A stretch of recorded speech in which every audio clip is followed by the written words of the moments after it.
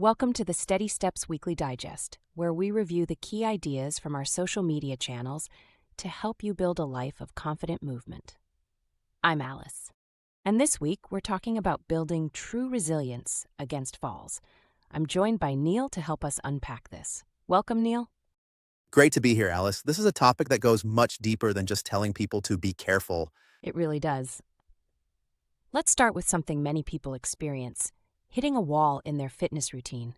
You feel like you're putting in the work, but your progress just stalls. Exactly, and often the reason is a core concept called the principle of progressive overload. It sounds technical, but it just means that for your body to keep adapting and getting stronger, you have to challenge it with tasks that are a little more demanding than what it's used to. And in our post this week, you used a great term for what happens when there isn't enough challenge. You called it underdosing. That's the key pitfall, especially in senior fitness. Exercises should be safe, but if they aren't challenging enough, they won't create real, meaningful change. When that happens, progress stops.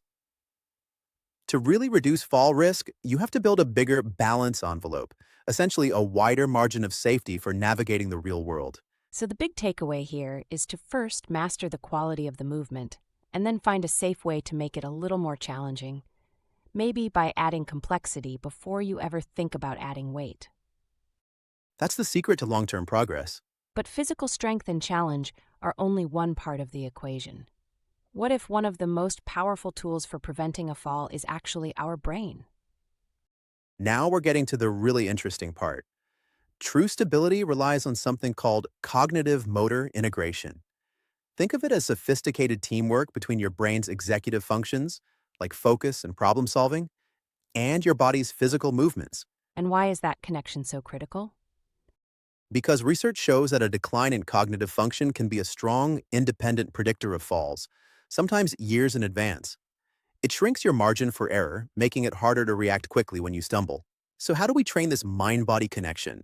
You have to challenge both systems at the same time. This is often called dual task training. So instead of just standing on one leg, you could try standing on one leg while naming different types of animals. That challenge builds the cognitive resilience you need in the real world. So we have challenging the body with progressive overload and challenging the brain with dual tasking. This all leads to our third theme of the week, which is a whole new way of thinking about falls themselves.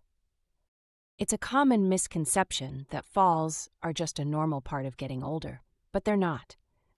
They are not. A fall is rarely a random accident. It's better to think of it as a predictable systems failure. Over time, small risks can accumulate. Things like decreasing strength, side effects from a new medication, or even a growing fear of falling. And that can lead to what we call a vicious cycle. A fall or a near miss creates fear, which causes you to move less. But moving less leads to more weakness and worse balance, which ironically just increases your risk of another fall. The good news is that this cycle is preventable, and it all starts with awareness. And a great way to start building that awareness is with a simple self-assessment. You can ask yourself just 3 questions. 1. Have I fallen in the past year? 2. Do I feel unsteady when I'm standing or walking? And 3. Do I worry about falling? A yes to any of those is a signal that it's time to create a proactive plan. It's about building a resilient lifestyle by looking at the whole picture: your physical capacity, your environment, and your confidence. That's a perfect summary, Neil. It's about moving from being reactive to being proactive. Thank you so much for breaking these concepts down for us. My pleasure, Alice. That's our overview for this week.